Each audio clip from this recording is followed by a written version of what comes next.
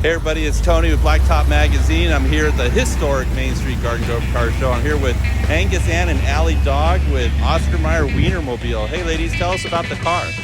Yeah, so we're here today with the iconic Frankmobile. We are Frankfurters and we're traveling the country for the next year, driving it on the West Coast and then a different region for the next 6 months. The Frankmobile was invented in 1936. And today we're driving the 2015 model.